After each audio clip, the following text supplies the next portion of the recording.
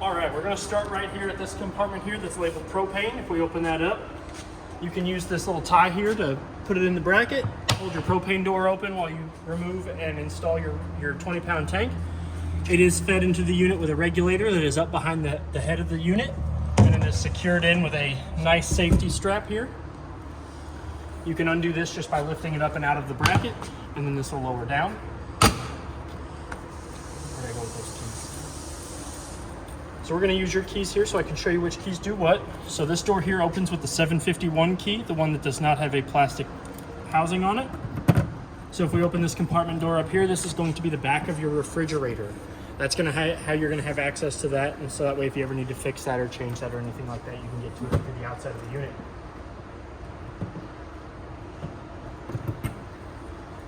You've got two of these brackets here, one on each side of the unit. This is to install your awning.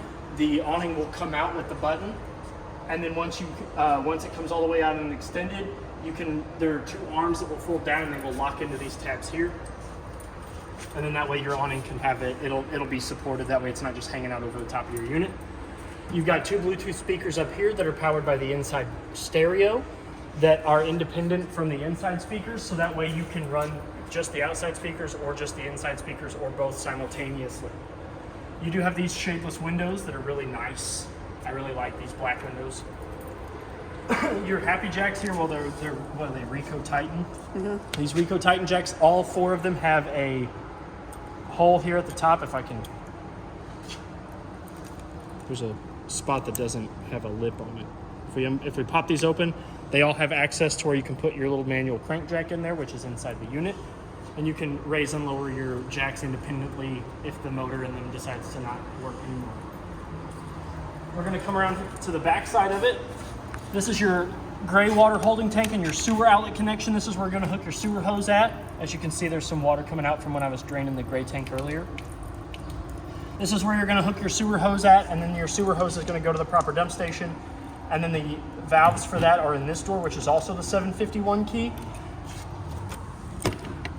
We open this door all the way up. You've got your gray valve here, which is going to be for your shower, and right now it's open. If we push it shut, it's in the closed position, and it's really hard to see, but your black tank valve is all the way back here. My hand is on it, if you can see that. This is your black tank valve. This is what you're going to pull if you want to open up your sewer drain, which is going to be where your toilet water comes from, your bio waste, as they call it. And again, this is the 751 key. That again, it's the one that doesn't have any plastic on it. We'll come around here to the side. Again, you have another one of your jacks. There's four of them that keep this thing steady on the ground.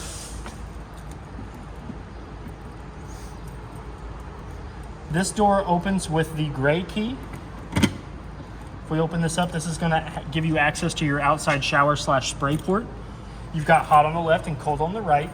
And then in order to insert the hose into that, you're gonna push back on this. You're gonna let that slide in. You're gonna slip the nail in. Let me get the hose out real quick and I'll show you. So this is your outside sprayer. You've got your mail in on this side, and you've got your sprayer nozzle on the other. So in order to install this, you're gonna slide back that black piece. You're gonna push this in. You're gonna let that black piece kind of slide back into place. Give it a nice good tug to make sure it's a solid connection. You're gonna turn your water on whether you want hot or cold. The hot will only come on once you have your hot water heater on. And then you'll feel this pressurizing. You'll be able to spray and wash off all the stuff that you're gonna be using this for. To uninstall the hose, you push back on the black ring, and then this will just push out, close this back up, and you can lock that door back up. Let me put this back in here before we go.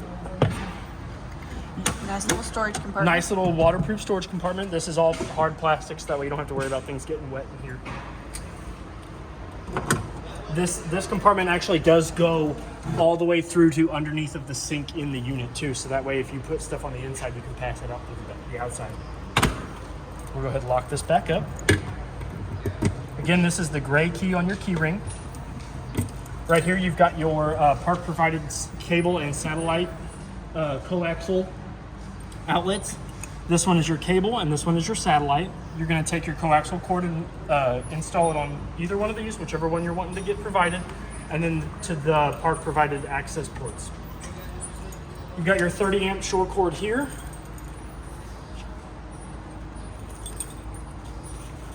You want to make sure that this ring is secure up against the unit. In order to uninstall it from the camper, you're gonna, my hands are wet. I can't get it to turn. You'll unscrew it. Yeah, you'll unscrew it. You'll bring it all the way back up against this. You'll give it a quarter of a turn, and you can remove the cord from the outlet. In order to plug it in, you will push it in. You'll give it a quarter of a turn clockwise, and then you'll make sure that this black ring is tight all the way up against the outlet. What this ring does is it provides a weather tight and element tight seal to make sure nothing gets in there and shorts out your connection between the cord and the unit. When you're not using the cord, you want to make sure that this cap is down. This green LED will go off once the cord is removed. It's indicating that it is no longer plugged in. And this creates that same element and weather tight seal. We already went over your compartment door. It does have a magnet, so you can hold it open if you want. Underneath these two little flip panels here, you have a GFCI protected 110 outlet, so that way you can plug in any sort of outside electronics that you're going to be using. And this black vent up here is your stove vent valve. It is in the closed position right now, which is in the proper orientation for travel. If you want to open it up so that way you can use the fan above your stovetop, you pull out on these two little finger notches here, and now it is ready to be used. You really don't ever want to try to use your fan with this closed because you run the risk of burning up the fan motor. But when you're ready to go into travel position, all you do is you just push it back down and it will lock into place. The only thing that is holding this little flap in is two little plastic rods that stick out on either side up in here. And if a strong breeze, if you leave it open, you're going down the highway and you know the wind stream kind of pulls this out, there's nothing protecting the inside electronics from anything getting up and in there. This is your furnace vent right here.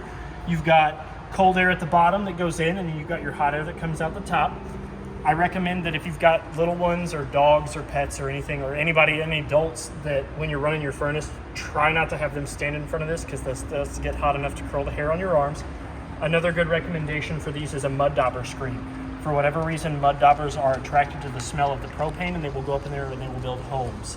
It's a $20 part that you can get up in the store, or it's $140 for us to go in there and fish them out. It's a really good investment. The next three things here, this is your freshwater connection port. This is where you're gonna stick your hose and regulator at, and you're gonna fill your fresh tank here. You really wanna use a regulator because you never know the amount of pressure that's coming out of the source of where you're drawing your water from. And that regulator will also allow you to make sure that you don't like disconnect any lines, pop a leak somewhere, bust a line, anything like that. And when you're not in use, you want to make sure that this cap is screwed on it so that way no particulates or bugs or anything get in that connection port right there. This is actually your city water connection. I know it says that the sticker is down here, but this is actually your city water connection. This is where you're going to hook that same hose and that same regulator at, and you won't have to use the water in your fresh tank, or you do not have to turn your water pump on. This will apply water to all of the fixtures in your unit. The next one underneath that is actually your kitchen sink drain. So when you're using your kitchen sink, you can attach a garden hose to this, or a standard 3/4 drain valve, whatever it is you want. And then this drains directly from your kitchen sink. So if you're gonna do your dishes or whatever, you wanna make sure that this is open, because if this is closed, your sink will fill up and it will overflow.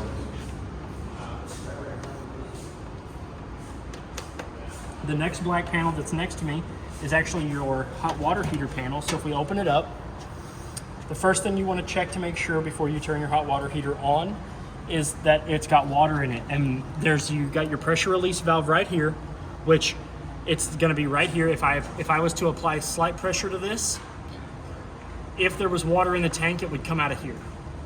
I drained all the water out of the unit so that way we'd be ready for your pickup. But if I apply pressure on this, water would come out of this little silicone knob right here. And that way I know that I have water in the tank so I can light the hot water heater. The next thing you want to check is you want to make sure that your fuse is nice, good, and tight. Do that by trying to turn it clockwise a little bit. And then you've got your switch here. You've got O for off and I for ignition. And with this tankless hot water heater, it's actually okay to leave this in the on position. That way you don't, because it's only gonna turn on and actually heat the water when it feels water flow coming through it. So it's actually okay to leave this on unless you're storing your camper for long periods of time. Then you want to turn this off. But if you're just using your camper and you don't have to come out and turn this off every time you want to leave your camper alone for a couple hours. And that just, you got a rubber ring that you want to make sure covers that vent pretty well. And then you can just close that up and you're good to go. The last couple things in the front of the unit underneath here that we're going to go over before we go inside is you have your battery disconnect here, which this switch here you can turn to the off position if you ever want to cut the power from the battery to your unit. So like say you're going to put your unit away for the winter or something like that, you turn this off and it stops draining power from the battery. You've got your 7-way connector port right here. This is where your 7-way wire is going to go. That's inside the unit. I'll show you where that's at when we get inside. This goes from, the cord goes from this port to the port on your vehicle, which is going to provide you with your running lights, your backup lights, your reverse lights, and your blinkers. I think I said backup lights and reverse lights. But yeah, it's going to provide you with all the lights that you would need to safely travel down the road. You've got an easy charge port here. For whatever reason the battery dies, you can actually hook up your jumper cables to the ground and the positive, and you'll be able to charge your battery that way. Or get your jacks to go up and down. You have a saddle for the 7-way cord once it is plugged in here, but I really recommend, because it has this flap, that when you're not using it, you unplug the 7-way, put it in the unit or put it in your vehicle, and then you don't have to worry about that. You do have a window in here that we'll get to when we get inside, but it does kind of peer out. Once it's in the vehicle, you'll be able to look into the cab of the unit. Now that we're going with everything on the outside, we'll go on the inside of the unit. So before we actually go inside, you do have an ease of access handle that will spring load out. You just, to put it in travel position, you lift up on it, and you can either swing it in front of the door for preference, or you can swing it on the back side of the door. But since it's so low to the ground, I just swung it over off the here, so that way we can ease of access without it getting moved. So we're going to step up into the unit. The first thing we're going to notice is that there's a fire extinguisher down on the left-hand side of the door threshold.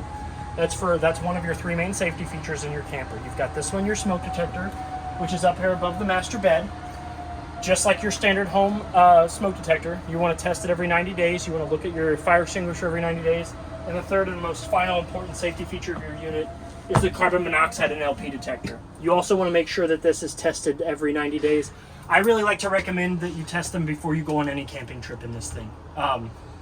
It's just a safe bet. It takes 30 seconds to check all 3 of them. It really doesn't take that long. I would just do it every trip. We're going to start in this door here. If I open this up, you've got your shower and your toilet. This is your triple S bathroom. You can shave, shower, and, well, the other one all at the same time. You got your shower that you can sit on the toilet. Everything's made and silicone shut, so that way you don't have to worry about anything in here getting wet. The door is a sealed compartment door, so you can store dry goods in there. It does have a watertight seal that keeps perfect for the tickets. For the tickets, yep, for the show, for the SSS show. You've got a skylight above that, so you can shower in the beauty of nature. And you've got a vent fan, well, a vent and a little fan that's up in here, and to get that to, you just push up on it. And I'm not big enough. I'm not big enough to. Is it push and turn? It might be. No, I'm just not big enough to get it to stick. But you can push. There it goes. Oh. And you can turn that on. And then there's a button over here to turn the little fan off and on. So not only is this your light, this is your vent fan, and this is your fan control. All in one little unit. It does have a fuse up here, just like the fuse on your hot water heater, that you will want to make sure is good and tight. It is a little glass fuse. And then to lower this back down, you just hit this black button. You pull it down and you can turn the light off. You've got a medicine cabinet over here. Now mind you, this isn't watertight. So if you put things up here, make sure they're either in a plastic bottle. You don't want to put a cardboard box up here and then try to shower in here. Your shower has hot on the left and cold on the right.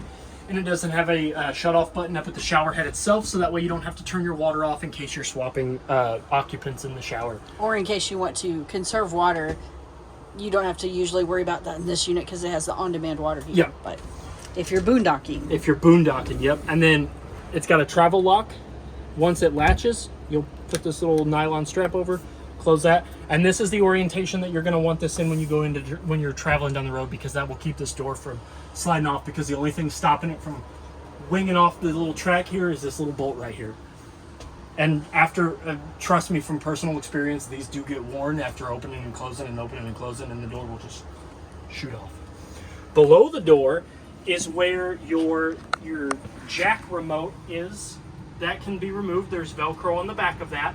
And that little black panel on the side will turn off and on the manual control. There's a little button underneath that silicone guard that will turn it from automatic to manual, so you can turn off your jacks. So that way you don't have to worry about somebody grabbing that remote and accidentally hitting all the buttons and making your camper go one side or the other, or doing a little funky dance. Up above the sitting area is where your 7-way cord is and your jack handle is. As you can see, it's got a handle on one end. That'll fit down over in those jacks, and you can raise and lower your jacks that way. I've put them all up here so that way they're easy to get to when you come to pick your unit up. Your shade on your window is a pull-down shade, so you just give it a gentle tug and it'll go up. And then you can just kind of pull it down in any orientation, it'll stay, and then you just give it a gentle tug to go up. This window here is a fire escape window. In order to access that, you'll pull the little red lever out of its saddle. You'll push this out. In case of an emergency, this whole handle can go out of the unit, and then you can pull this red tab here to get out. We really recommend, if you have to use this in emergency, that you go out feet first. This window here I actually open up too by rotating this knob here.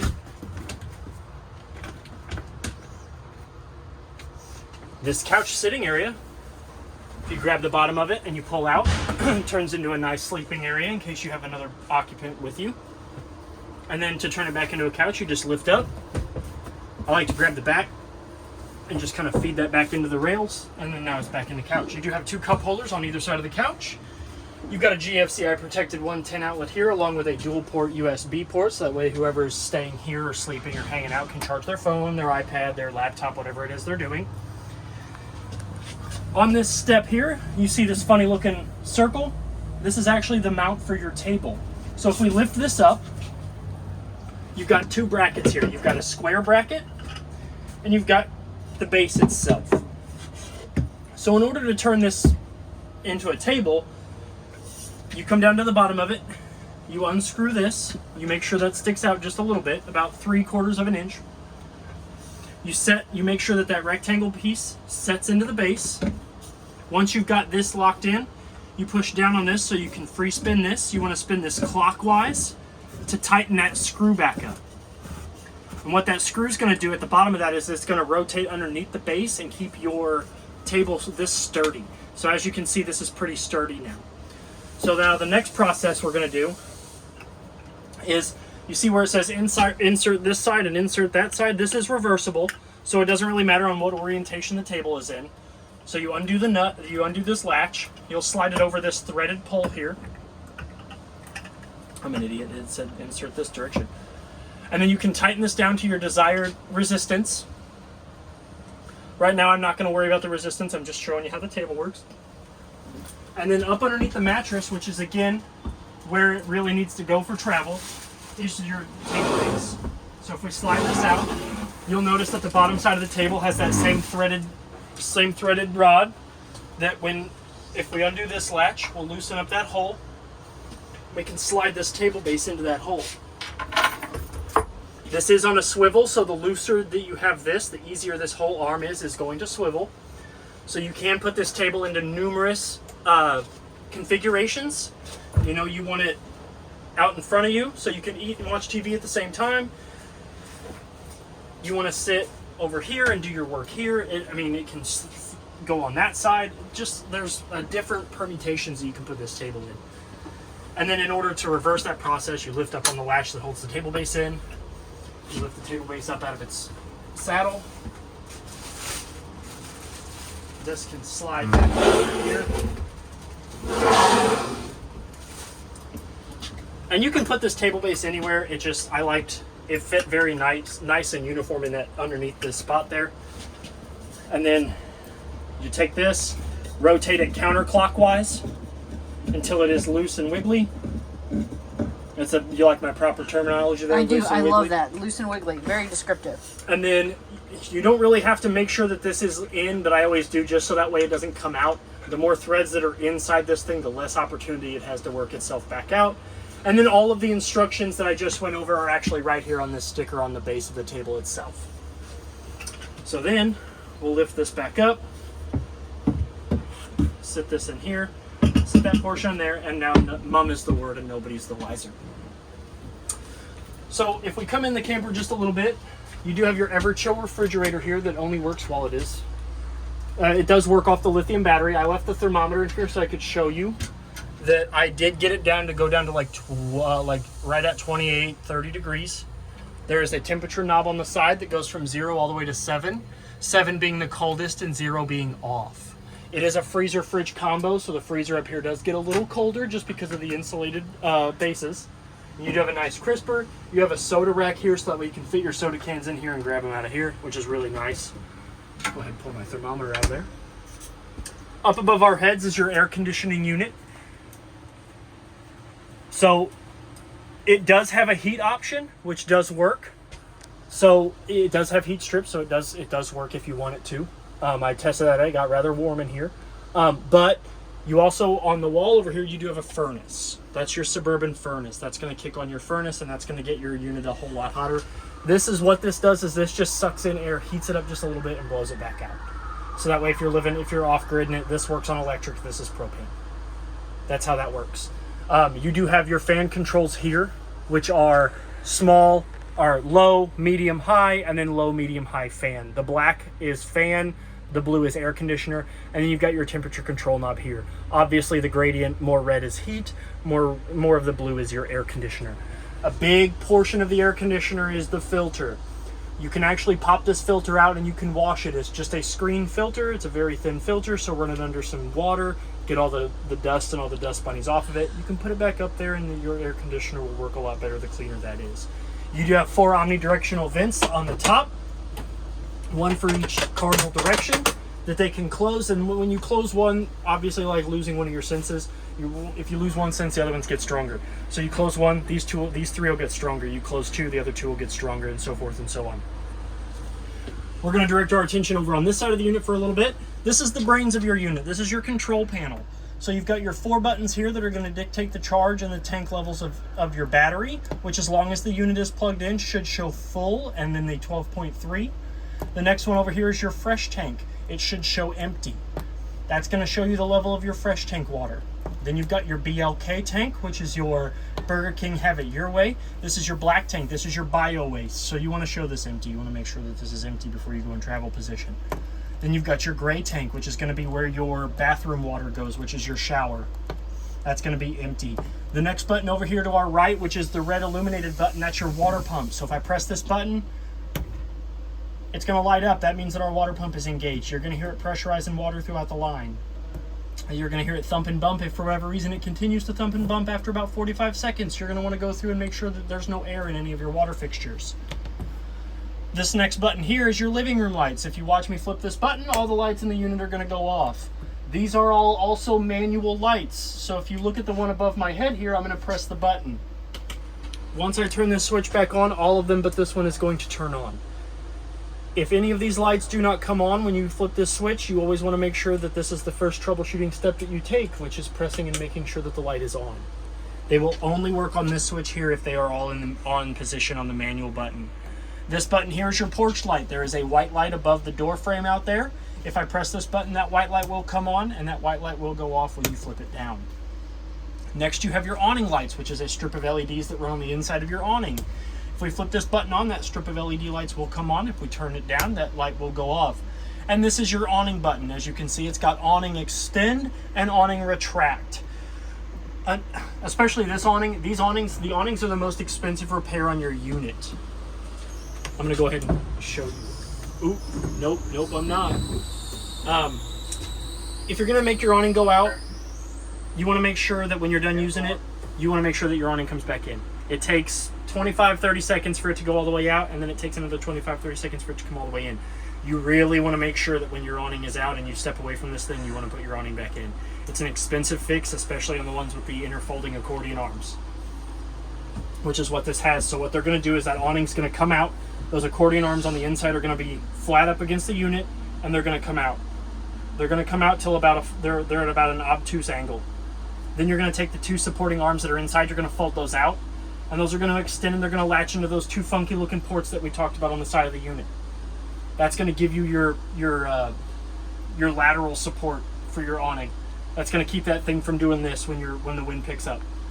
When you're done and you're ready to retract your awning, you want to make sure that those two supports are out of their bracket. Fold them up, put them back up into the arm, and then you can retract your awning. But you really want to make sure that that awning is all the way retracted up against the unit when you're not using it, because it is an expensive repair. Below that, we already went over your thermostat.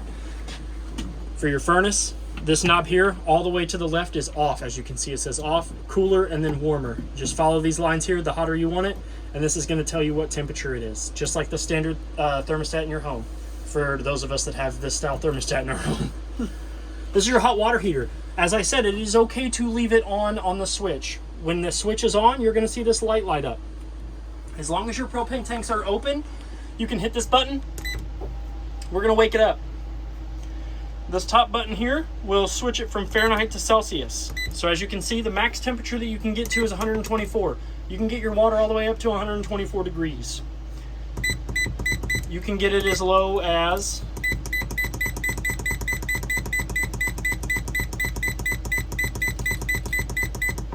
95. So we can go from tepid all the way up to almost scalding. You like my $5 words? I love your $5 words. This is going to go from Fahrenheit from 124 to 51 Celsius. This is a tankless InstaHeat hot water heater. So the minute you turn this on and the minute you go to turn your hot water on, once your tanks are open, it's going to start pumping out hot water. There are 3 symbols that you're going to want to look for on this plate. You're going to see water, you're going to see a fan, and you're going to see a flame. They're not going to be in that order. I think the flame on these is actually in the middle, but you're going to want to see all 3 of those symbols when you turn your hot water on. The shower symbol means that the unit is drawing water. The flame symbol means that it is heated. The blower motor means that it is heating the tank. That means the heat is being forced up into the tank and it's heating your water. All 3 of those symbols need to be on and active when your hot water is on, or else you're not going to be getting hot water. It's going to be troubleshooted in one of those 3 things, which you do have a user's manual for that in the owner's bag that's up here. You have your Magic Chef glass spin top microwave, just like your standard microwave in your home. It's got all the same features. Underneath that is your Greystone vent and light for your stove top. This button here is your light. Again, O for off, I for ignition. Fan, same thing. O for off, I for ignition. It does take a second for it to kick on when you turn it on, but it does turn on. You do have a 2-burner Suburban gas stove. These are stick lighting. You do want to make sure you have a long stick lighter. Please do not attempt to do what I'm about to show you. It is very dangerous. Do not try this at home. So you turn it on. You let it sit on light.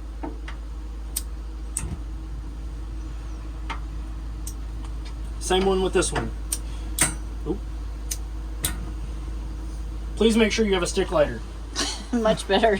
Please make sure you have a stick lighter. It works a whole lot faster, and you do not have to retreat as fast as I did. But your temperature knob goes from light to high and then to off. So the closer you get that little red arrow to off, the lower that flame is going to get. And as you can see, it went off. Don't set anything on top of that once you turn those down, or else it's going to melt. Below that, the inside door to that outside compartment we went over that has your sprayer hose in it. I like to call this your secret snack drawer down there. That's a little compartment you can put secret snacks in if you want. Nobody will know. Got your furnace here, which is where a majority of your heat's going to come from. Down below that, this is your solar controller. This is gonna show you the voltage from the battery to the converter, from the solar panel to the battery, and then it should also read you a temperature of the solar panel on the roof. Below that is your one-touch panel that opens up to your circuit box and your fuse panel, which are all labeled. And those fuses also have an LED that next to them, that if the fuse was to ever blow, you'll be able to determine which fuse it was that is blown by the red LED. And this closes with the touch of a finger. Below me is the, we already went over the LP detector.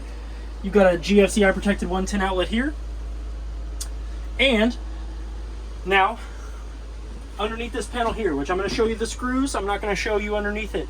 I'm just going to show you the screws. Here and here. To drain your fresh tank, you want to take these two screws out. This carpeted panel will be removable.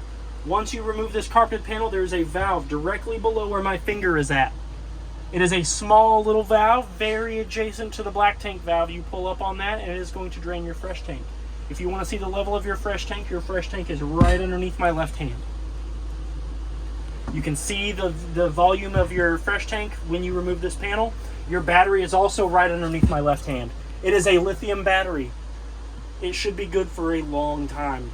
There is a dongle, and that is the proper scientific term for that. There is a dongle plugged into the top of it that has a power button. So if you want to turn, when you turn your battery disconnect off out there, if you want to turn your battery off, you hold that power button on that dongle. That's literally all that dongle is. It's a wire with a power button at the top of it. And it's an electronic power button. It's the circle with the line that comes down through it. You press that, your battery will turn off. Only do that when that battery disconnect is off. We went over the refrigerator. We went over this. This access panel here will get you in underneath the sink. It is hinged at the top and it is hinged at the bottom. It is a very pick your poison access. You can either unscrew these two screws or unscrew these two screws and the door will either fold down or fold up. You have your sink here with a drying rack that will roll up. It's a nice stainless steel basin sink. It's got a screw top stopper just like the one in the shower. So this one is very adjacent to the one in the shower. It's threaded. It fits down into a threaded hole in the center of your sink. Your sink to draw hot water is all the way to the left. Cold is all the way to the right. And to draw the water, you lift up. You do have a 110 outlet up above, which is GFCI protected, along with a manual push button light above your countertop. You've got standard mini blinds just like the ones in your home.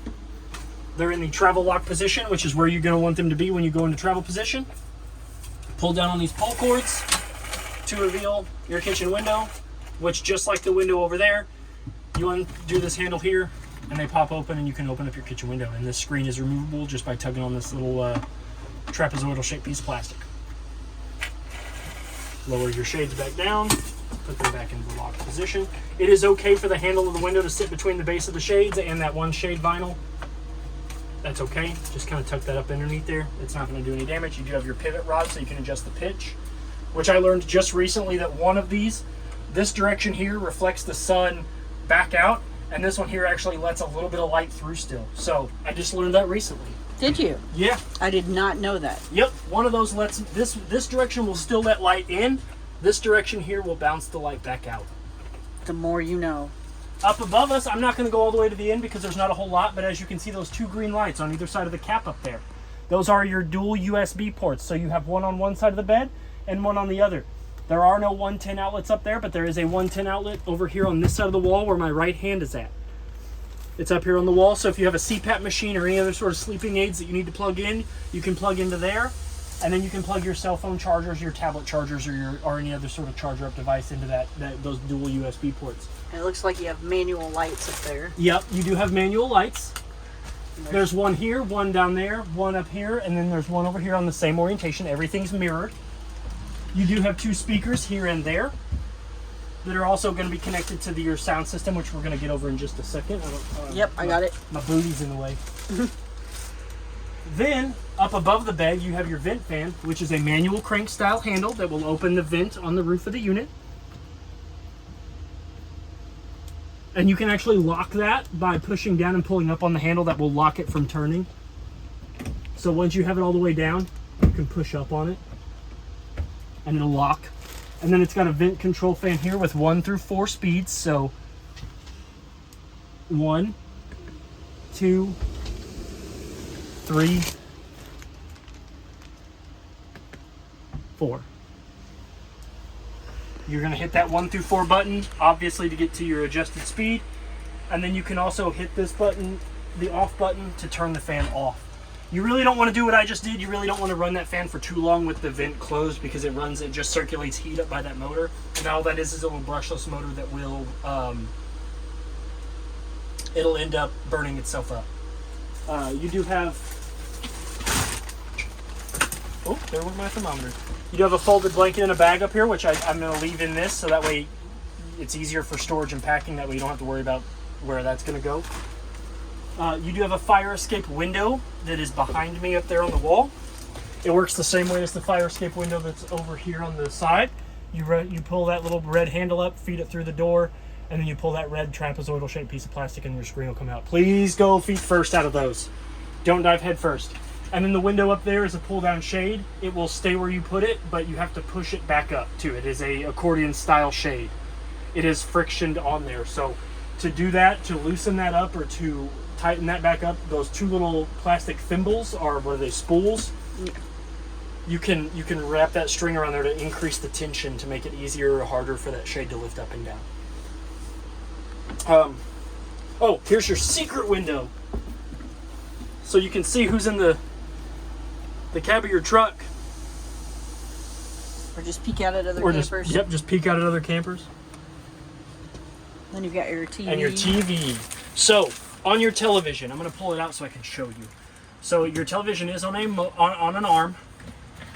Now it is a 12 volt television. So it does plug into like your what us like to call the cigarette lighters of your car, the 12 volt port.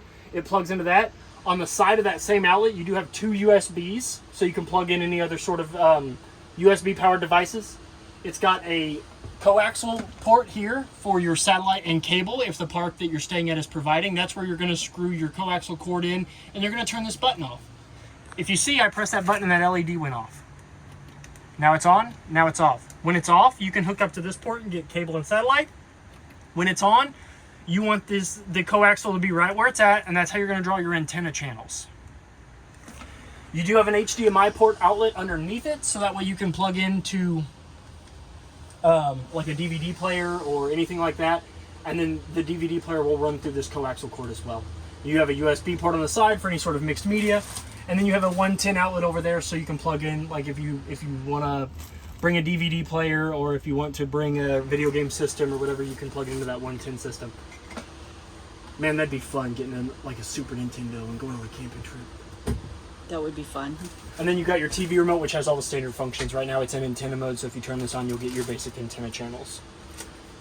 Your stereo also has a USB port. Man, this thing's riddled with them. So it's got a USB port on the side of it there, so you can plug in, like if you're old school like me and you have these jump drives that have music on them, you can plug it in there and you can go to source. So we're going to power it on. All your lights are going to turn blue. As you can hear, I've only got it on speakers A, which are the two on the inside. You got zone B, which is both A and B are on, which are the two up above the master bed and the two that are on the side of the unit. And you can actually turn A off to where you're just listening to outside music, or you can turn them both off and now you're not hearing anything but the radio's on.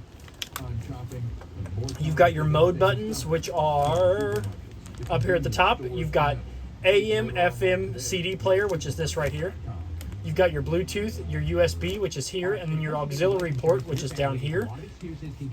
You've got your brightness buttons, so you can adjust the brightness of your stereo head unit. You've got minute and hour, so you can display your clocks. On, off, and set for your alarm, so you can change the alarm settings. Your setting button, which will get into your settings of the stereo, and your loudness for your audio. You've got your view and your ASPS. And that's pretty much it. You've got a CD player, and you've got your menu button here. And then to turn it off, you just hold the power button. Let it go. Come on. Oh, you just press it. You just press it. I thought you held it, but nope, you just press it, and then it'll go back into sleep mode. So I'm pretty sure that's everything on your Real-Lite truck camper. My name is Trey here at Parkland RV. If you have any other questions or concerns, please feel free to reach out to us here. Happy camping and good luck. Thank you.